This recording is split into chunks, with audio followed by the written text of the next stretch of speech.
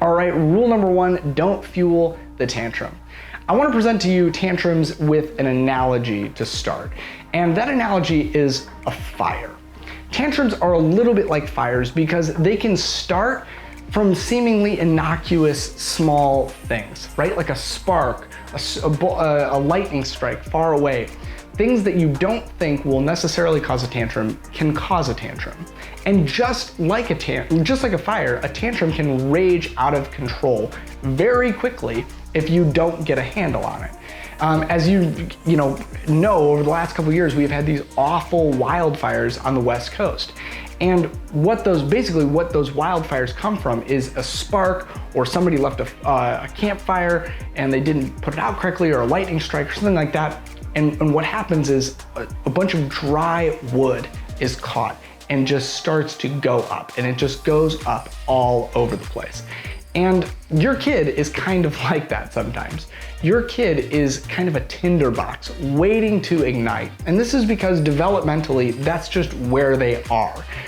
We're gonna talk about their brain here in a second, but just understand that because of the level and the development stage of their brain, they are a tinderbox ready to ignite all the time. Now, are there things that you can do that will keep that kind of initial fuel source a little bit more under control? Absolutely. Make sure your kids get enough sleep. Make sure your kids are eating right on a regular basis. Make sure your kids have enough activities. These are all things, physical activity. These are all things that I talk about when I coach parents one-on-one or in my kind of bigger parent course teaching things. But there are also just sometimes when your kid's gonna have a tantrum, even if they're well rested and well fed and have plenty of exercise and all of these things, just because of their developmental stage. Their developmental stage means that they're kind of always ready to go off. But as you know, or maybe you don't know, when a fire starts to rage out of control, one of the first things, I learned this from Planes Fire and Rescue, the kids movie, one of the first things that people do, that we attempt to stop in order to stop that fire, we don't just immediately dump water on it, we try and cut the fuel source off for that fire, especially when they start to get really out of control. We will clear areas of land. There's awesome YouTube videos that you can watch of farmers who have their fields are starting to go up, where they'll just take a tractor and they'll drive along the fire's edge and cut away their crops so that the fire can't encroach any farther. And all this is doing is it's denying the fire more fuel to keep going. And the thing is, the reason that this works as such a good analogy for your kid's brain is that during a tantrum, your kid is being hijacked by what we call their sympathetic nervous system. And I want to talk for just a moment here, take a sidebar before we get into what all that means, to say there are actually two types of tantrums, and this course is designed to handle one type of tantrum. The other type of tantrum, I can just address really quickly, and you don't even need a course really about that. I mean, we can talk more in depth other places about it, but just understand there are two basic things that go on. And you've probably been told, if this is the first time you're interacting with me or you're interacting with evidence-based research about brains and tantrums and these things, you've probably been told conventional wisdom, which is that there is only one type of tantrum. And they almost always are talking about the second type of tantrum. And what that is that you've probably been told when your kid is throwing a tantrum, what you need to do is just walk away and leave them and don't pay any attention to them. They're attention seeking. They're trying to manipulate you. Just leave them where they are and just let them, scream and thrash on the floor, and maybe, put a pillow under their head if they're like on hardwood or something. This is actually terrible advice for the first type of tantrum, what this class is all about, because your kid's not trying to manipulate you. But when your kid is older, let's say 8, 9, 10 years old, in fact, they can't really do this before they're 8, and even into teenage years and beyond. Is it possible that your kid is intentionally manufacturing what looks like a tantrum in order to manipulate you? Absolutely. Kids can do that. We know the things that set our parents off. And so, melting down in the middle of the video game aisle at Target might feel like a good idea to a 12-year-old, because that might, hey, I can cause a scene, and my mom or my dad, they don't really like when I do that, so I'm just gonna cause a scene and kind of manipulate this reaction. You wanna know how to know whether your kid's doing that? Ask yourself this question: if I gave them what they were asking for, would they stop immediately? Would their whole emotional state change immediately? Like flipping on a light. If that is the case, then it's possible that your kid is trying to manipulate you. Like I said, if they're younger than 8, don't just put it out of your mind. They're not trying to manipulate you. They don't have the emotional or developmental psychological capacity to manipulate you in that way. They can understand cause and effect and cause and response type things, but they're not manipulating you. They're not trying to manipulate you. If your kid's older, then you can ask that question. Hey, if I gave them what they're looking for here, would they just change instantly? But the truth is, the majority of tantrums, or all tantrums before a certain age, especially with toddlers, and kind of stretching out into even adults, probably the majority of tantrums that you see out in public or YouTube videos of people are actually something completely different. There are tantrums that occur in a different part of the brain. Tantrums where you're trying to, or kind of what I call fake tantrum, where you are trying to manufacture this tantrum state to manipulate somebody, all that happens in your kind of thinking rational brain. You're making a rational choice to do something. The stuff that we're talking about in this course is really when your thinking rational brain, what we call your neural cortex, goes effectively offline. It goes dark.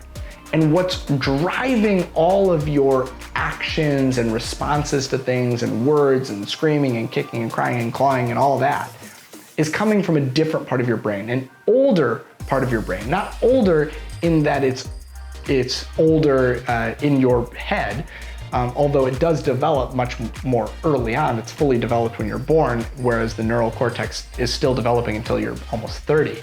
But it's older evolutionarily. So it's older, meaning this is something that's found actually not just in humans, but in other animals too. And that's why we call this the lizard brain. And you're gonna also hear that metaphor tossed around, the lizard inside your kid's head, right? Your kid's lizard brain. And what's happening with that is fundamentally different than manipulation. What's happening with that is that your kid has been sent into a fight or flight response. And this happens, we don't know exactly why. Every single time it happens, every kid's different. We don't know what every kid's trigger is. But essentially what happens is that your kid, the part of their brain that's responsible for keeping them safe, inappropriately reacts to something that's not actually a danger to their personhood. But in that moment, they feel that it is. As someone who has anxiety attacks myself, I can explain this to you in my 30-year-old brain, that when I'm having an anxiety attack, I can verbalize that I feel like I am in danger. I know that that's irrational. I know that that doesn't make any sense, but I feel like my personal self is somehow in danger because of something that's going on in my external circumstances that I know rationally is not actually endangering myself. To your 3-year-old, 4-year-old, 7-year-old, they have no capacity to even name that what they're saying is irrational.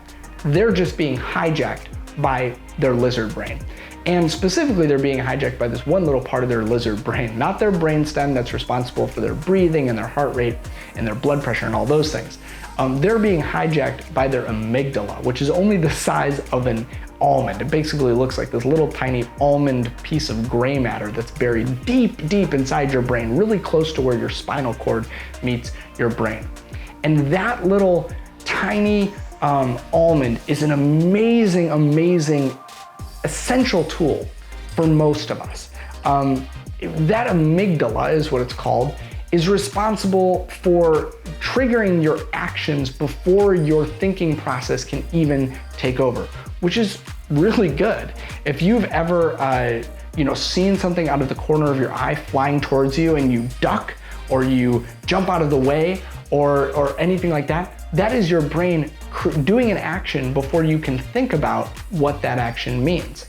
Your amygdala actually can, in kind of this funny little way, can get really active in different activities you do. When you walk through a dark basement, even though there's nothing that's triggering your amygdala starts to prime itself to get you to jump and act even before you have to respond to anything.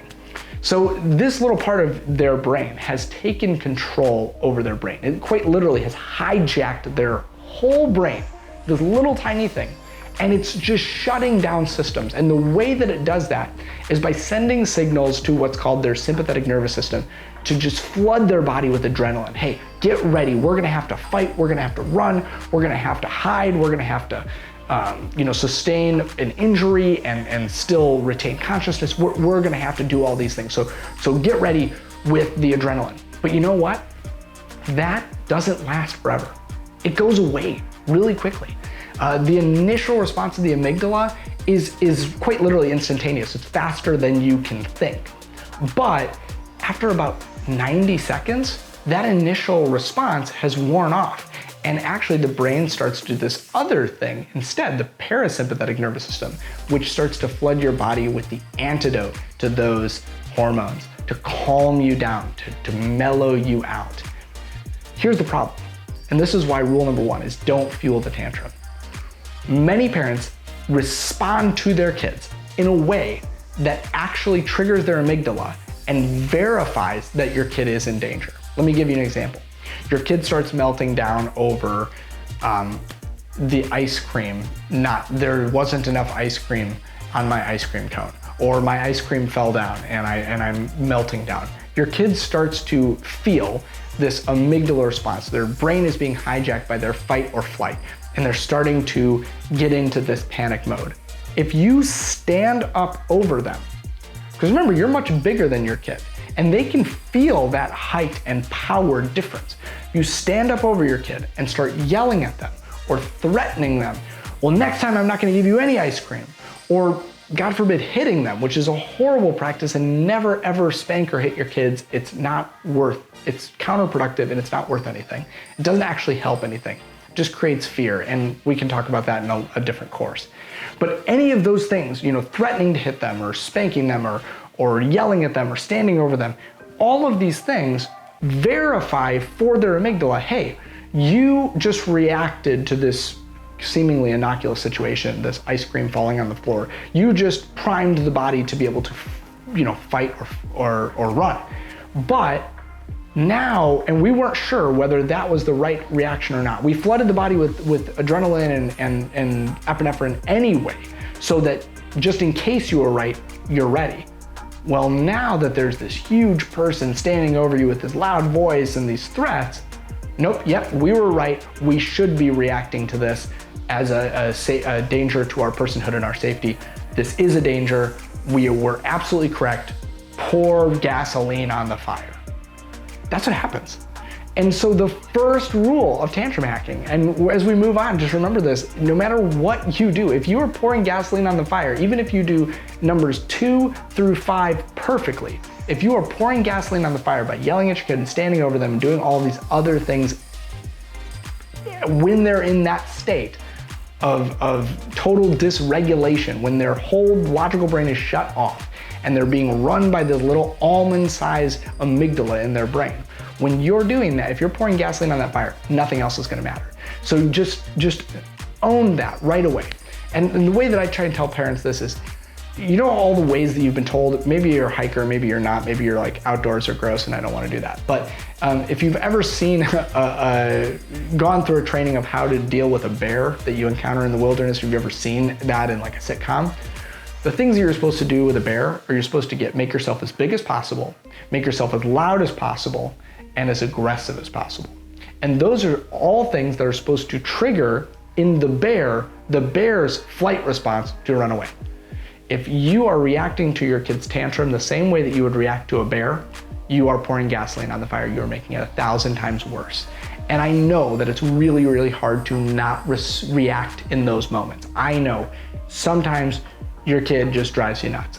I get it. My kid drives me nuts. Do I sometimes pour gasoline on the fire? Absolutely. I am not the perfect parent by any means or stretch. I yell just like the rest of us. But I understand that when I'm doing that, even though I may not be able to control it all the time, when I'm doing that, I'm actually breaking the first rule of tantrum hacking. And now all the rest of the tantrum hacking, until I shut that fuel source off, I'm not gonna be able to do any of the rest of it. So let's jump into module 2 And just remember, for module 1, rule number 1, do not fuel the tantrum.